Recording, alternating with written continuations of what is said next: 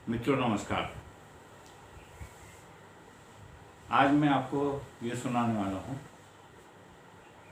कि हमारे हिंदू धर्म में छोड़कर बाकी जो धर्म हैं बड़े वाले, जो काफ़ी फैले हुए हैं सारे विश्व में, उनका उद्गम कहाँ से हुआ ये आपको बताना। तो हम पहले महाभारत युद्ध पर आते हैं कि महाभारत युद्ध लगभग समाप्त हो गया। दुर्योधन एक सरोवर में जाके छुप गया। सरोवर में जाके छुपने के बाद उसकी तलाश चालू हुई कि कहाँ है कहाँ है कहाँ है। तो पता पड़ा कि वो एक सरोवर में जाके डूबा है और उसको ऐसी सिद्धि थी कि वो 1 साल भी अंदर रह सकता था। वो चाहता तो ऊपर नहीं आता, लेकिन किसी तरह इन लोगों ने उसको कई सारे लालच देकर कि तुम यदि एक से लड़ लो, किसी भी पांडव से एक से लड़ लो द्वंद्व, और द्वंद्व लड़ोगे तो तुमको जो जीता हुआ ये है लड़ाई जो जीती है हम लोगों ने, वो तुम्हारी हो जाएगी। ऐसा सब वर्णन आता है। तो वो ऊपर आया, दुर्योधन ऊपर आया भीम के साथ लड़ने का। उसने कहा कि मैं द्वंद्व इससे करूँगा, और बराबरी के थे दोनों, भीम और ये दोनों बराबरी के थे।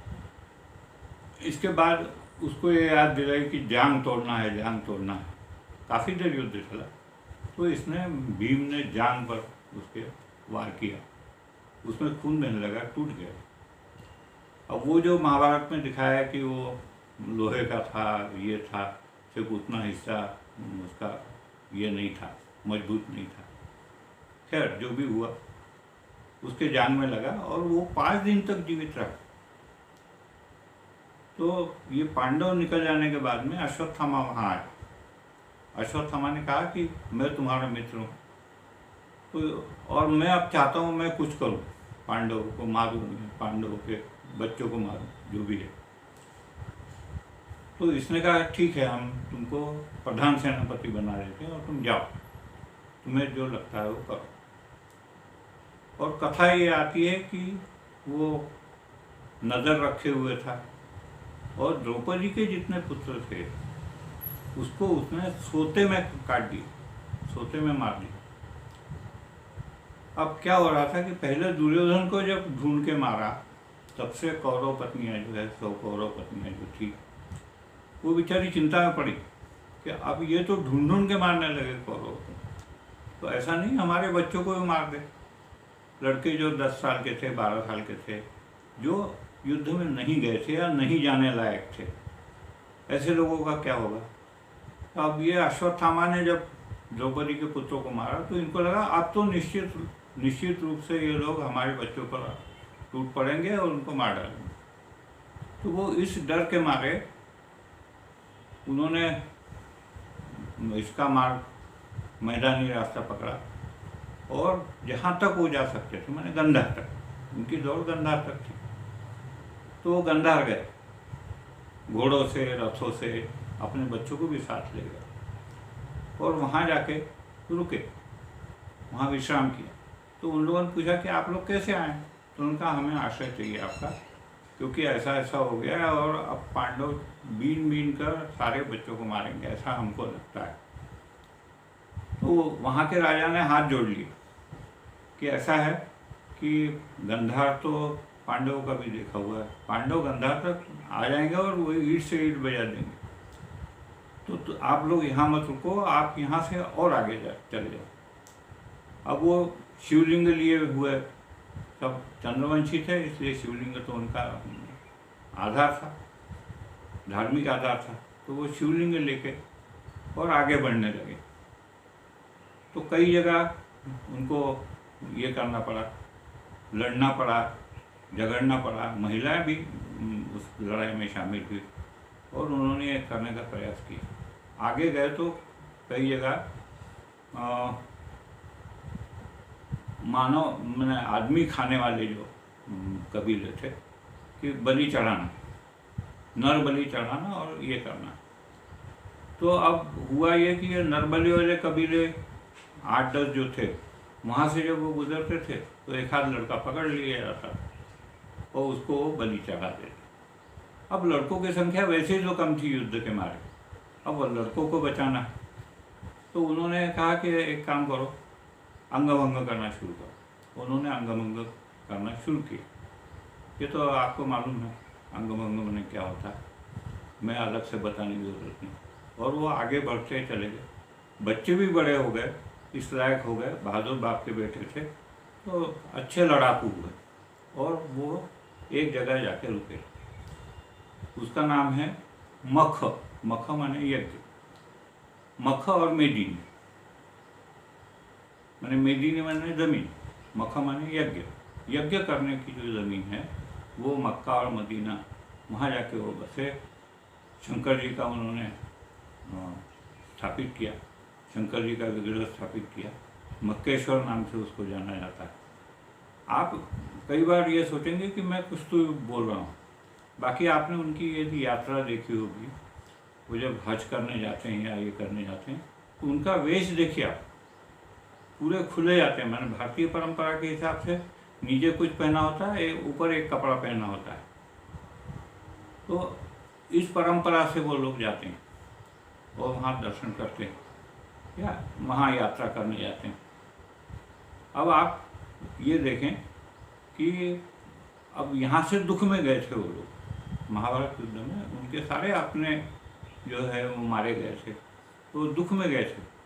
तो आप मुस्लिम लोगों का देखिए कि वर्ष की शुरुआत होती है मुहर्रम से, छाती पीटने से, माने वो दुख का महीना है, तो मुहर्रम मनाया जाता है। उनका जो मक्का से मदीना इनको जाना पड़ा, मक्का से मदीना गए, उसको हिजर बोलते हैं। तो हिजरी सन जो है वो भी दुख का मौका है कि मक्का से मदीना भागना पड़ा पैगंबर साहब को। तो ये अब आप तीसरी चीज़ ये देखें कि या अल्लाह शुद्ध संस्कृत शब्द है। या शब्द तो संस्कृत है ही है, हे के नाम से। या कुंदेन्दु तुषारहार धवला या शुभ्र वस्त्रांबता, ऐसा जो कहते हैं, तो इसमें या माने है।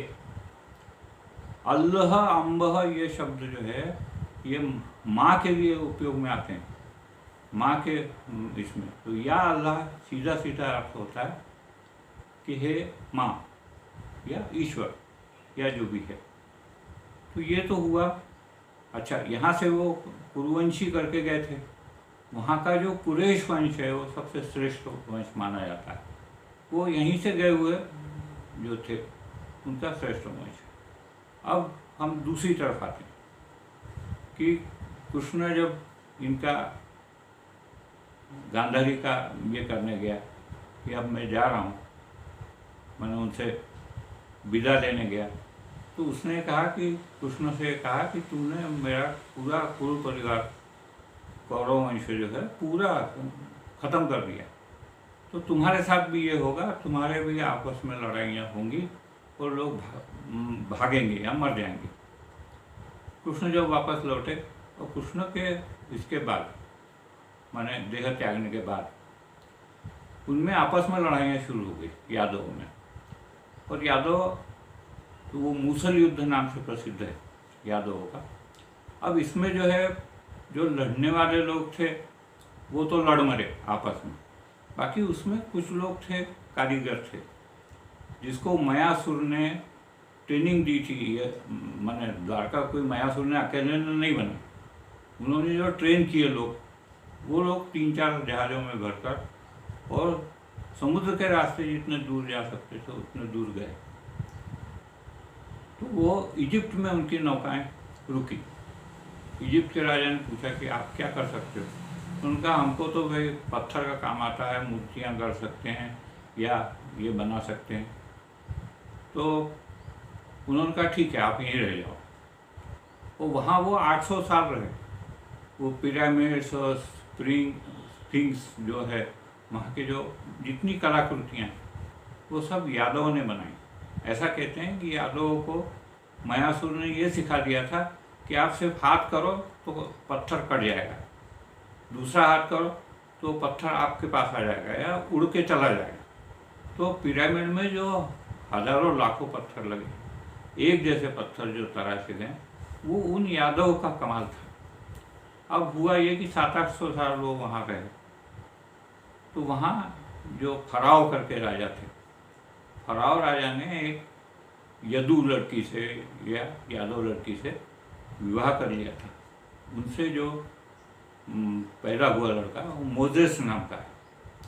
अब वो मोजेस जो है थोड़ा सा ये था, इसका विरोध कर रहा था कि हमको गुलामी में रखा है इन्होंने, हमको इससे बाहर निकलना है। तो उस पर ध्यान रखे हुए थे। बाकी वो राजकुमार था, राजकुमार में फराव का बेटा था, इसलिए फराव ने कभी कुछ नहीं कहा। तो उसने सारे लोगों को, यदु लोगों को ये कहा कि आप सारे चलो और हम आपको ले जाते हैं, आपके लिए एक देश दिया है ईश्वर ने, वहाँ हम आपको पहुँचाते हैं। तो इसने फराव ने सोचा कि अब ये समुद्र तो पार करने से नाव इनके पास बची नहीं है, अब इतना 800 सालों में इतनी संख्या बढ़ गई है, ये भाग नहीं सकते। तो उनका जाओ जैसे जाना है जाओ।